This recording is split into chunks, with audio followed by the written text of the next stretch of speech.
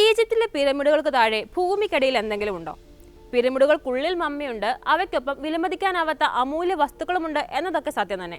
പക്ഷെ അതല്ല, ഈ മമ്മികളൊക്കെ സൂക്ഷിച്ചിരുന്ന അറകളുടെ അടിയിൽ എന്തെങ്കിലും ഉണ്ടോ? പിരമിഡുകൾക്കുള്ളിൽ അനേകം അറകൾ കടന്ന് താഴേക്കും മുകളിലേക്കും ഒക്കെ നീളുന്ന ഇടനാഴികളും ഇടുങ്ങിയ വഴികളും ഒക്കെ കഴിഞ്ഞാണ് പലപ്പോഴും മമ്മികൾ കണ്ടെത്തിയിട്ടുള്ളത്. ഗിസയിൽ ഈ നിഗൂഢതയ്ക്കുമപ്പുറം വലിയൊരു നഗരം പിരമിഡിന് താഴെ മറഞ്ഞിരിക്കുന്നതായി പലപ്പോഴായി ഗവേഷകർ സംശയം പ്രകടിപ്പിച്ചിരുന്നു. ഗിസ പിരമിഡുകൾക്ക് താഴെ വലിയൊരു നഗരമുണ്ടെന്ന അനേക കാലത്തെ ഈ സംശയങ്ങൾക്ക് ഇപ്പോഴിതാ ഒരു ഏകദേശ ധാരണ ലഭിച്ചിരിക്കുകയാണ്. അതെ, പുരാതന നഗരങ്ങളുടേതിന് സമാനമായ ഒരു ഘടന ഗിസ പിരമിഡുകൾക്ക് താഴെയുണ്ട്. റഡാർ ഉപയോഗിച്ച് ഇതിന് ചില തെളിവുകൾ കണ്ടെത്തിയിരിക്കുകയാണ് ഗവേഷകർ ഇപ്പോൾ. ഈജിപ്തിലെ ഗിസ നഗരത്തിലാണ് പിരമിഡുകളിൽ പ്രധാനപ്പെട്ടവയെ കണക്കാക്കപ്പെടുന്ന 3 എണ്ണം ഉള്ളത്. ഖുഫു, ഖാഫ്രെ, മെൻഗ്വാര എന്നീ ഫറവോമാരുടെ ശവകുടീരങ്ങളാണിവ. ഇതുവരെ കണ്ടെത്തിയിട്ടുള്ളതിൽ ഏറ്റവും വലിപ്പമുള്ളതും പ്രധാനപ്പെട്ടതും ഈ പിരമിഡുകളാണ്. ഇവയിൽ ഖാഫ്രയുടെ പിരമിഡിന് താഴെ കുറച്ചു കാലമായി വിശദമായ പരിശോധന നടത്തി വരികയായിരുന്നു ഗവേഷകർ. ഖാഫ്രെ പ്രോജക്ട് എന്ന ഈ പദ്ധതിക്ക് ഇറ്റലിയിലെ യൂണിവേഴ്സിറ്റി ഓഫ് പിസയിലെ കൊറാഡോ മലങ്ക, സ്കോട്ട്ലൻഡിലെ സ്ട്രാത്ലർ യൂണിവേഴ്സിറ്റിയിലെ ഫിലിപ്പോ ബോണ്ടി, ഈജിപ്റ്റോളജിസ്റ്റായ അർമാൻഡോ മെയ് എന്നിവരായിരുന്നു നേതൃത്വം. പിരമിഡിന്റെ പരിസരം കുഴിച്ചു പരിശോധിക്കുന്നതിന് പകരം സിന്തറ്റിക് അപ്പേർച്ചർ റഡാർ എന്ന ടെക്നോളജി ഉപയോഗിച്ച് ഇവർ സ്കാനിംഗ് നടത്തുകയാണ് ചെയ്തത്. ഈ സ്കാനിംഗിൽ ഇവർ കണ്ടെത്തിയത് പിരമിഡുകളെ ചരിത്രം തന്നെ മാറ്റി എഴുതിയേക്കാവുന്ന തരത്തിലുള്ള നിർണായകമായ കാര്യങ്ങളായിരുന്നു. ഗിസയിലുള്ള 2ാമത്തെ വലിയ പിരമിഡാണ് ഖാഫ്രെ. ഈ പിരമിഡിന് ചുവട്ടിലേക്ക് ഉയർന്ന ഫ്രീക്വൻസിയിലുള്ള ഇലക്ട്രോ മാഗ്നറ്റിക് തരംഗങ്ങൾ അയച്ച് തിരിച്ചുവരുന്ന സിഗ്നലുകൾ വിലയിരുത്തിയാണ് സംഘം പഠനം നടത്തിയത്. തിരിച്ചുവന്ന ഈ റഡാർ മിടിപ്പുകൾ ഒരു പ്രത്യേക ആൽഗോരിതം ഉപയോഗിച്ച് ഗവേഷകർ ഇമേജുകളാക്കിയെടുത്തു.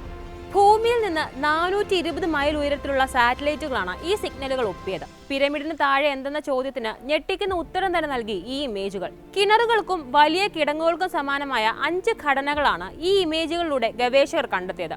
പല തട്ടുകളോടെയുള്ള ചില ഘടനകൾ രേഖാഗണിതമായ പാതകളിലൂടെ പരസ്പരം ബന്ധിക്കപ്പെട്ടിരുന്നു.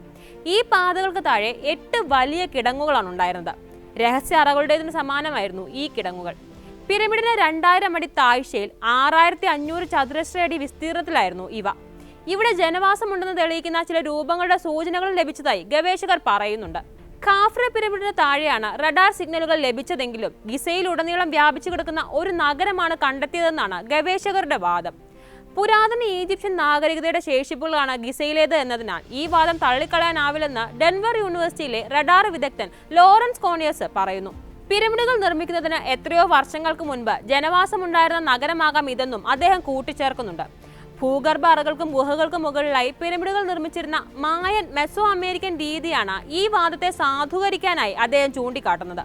എന്തായാലും ഗിസയിലെ പിരമിഡിന് താഴെ ഒരു നഗരം ഒളിഞ്ഞിരിപ്പുണ്ടെങ്കിൽ അത് സ്ഥിരീകരിക്കുന്നതിന് കൃത്യവും വ്യക്തവുമായ തെളിവുകൾ ആവശ്യമാണ്. നിലവിൽ റഡാർ സിഗ്നലുകൾ മാത്രമാണ് ഗവേഷകരുടെ പക്കലുള്ളത് എന്നതിനാൽ പുതിയ കണ്ടെത്തൽ കണ്ണടച്ച് വിശ്വസിക്കേണ്ട എന്ന തീരുമാനത്തിലാണ് ശാസ്ത്രലോകം. ഗിസയിലെ കണ്ടെത്തൽ അടിസ്ഥാനരഹിതമാണെന്ന ആരോപണങ്ങളും ഇതിനകം ഉയർന്നിട്ടുണ്ട്. എല്ലാ ആരോപണങ്ങളെയും പ്രതിരോധിക്കാൻ കൂടുതൽ തെളിവുകൾക്കായുള്ള പരിശ്രമത്തിലാണ് മലങ്കയും സംഘവും. മിത്തും വിശ്വാസവും ഗൂഢാലോചനാ സിദ്ധാന്തവും ഒക്കെ കൂടിച്ചേർന്ന് കിടക്കുന്നതിനാൽ പിരമിഡുകൾക്ക് താഴെ കുഴിച്ചു പരിശോധിക്കുക എന്നത് ഗവേഷകർക്ക് ഏറെക്കുറെ അസാധ്യമായ കാര്യമാകും.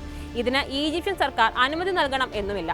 അതുകൊണ്ട് തന്നെ പിരമിഡുകൾക്ക് താഴെ ഭൂഗർഭ നിർമ്മിതി ഉണ്ടോ എന്ന് കണ്ടെത്താൻ ഗവേഷകർ വലിയ കടമ്പകൾ തന്നെ കടക്കേണ്ടി വരും. ഇനി ഇങ്ങനെ പിരമിഡുകൾക്ക് താഴെ ഒരു നിർമ്മിതി സ്ഥിരീകരിക്കപ്പെട്ടാൽ ഈജിപ്ഷ്യൻ ചരിത്രത്തിലെ തന്നെ അതിനിർണായകമായ ഒരു കണ്ടെത്തലാവും അത്. പിരമിഡുകൾ യഥാർത്ഥത്തിൽ ഫറവോമാരുടെ ശവകുടീരം മാത്രമാണോ എന്ന കാര്യമടക്കം ചോദ്യം ചെയ്യപ്പെടും. പിരമിഡുകൾ ഭൂമിയിൽ നിന്നുള്ള ഊർജ്ജം ശേഖരിക്കുന്ന സംവിധാനങ്ങളാണെന്ന വാദമടക്കം ബലവത്താവുകയും ചെയ്യും. ഇത്തരം വെല്ലുവിളികൾ ഏറെയുള്ളതിനാൽ കൃത്യമായ തെളിവുകൾ കണ്ടെത്തിയ ശേഷം മാത്രം പഠനം പ്രസിദ്ധീകരിച്ചാൽ മതിയെന്നാണ് ഗവേഷകരുടെ തീരുമാനം.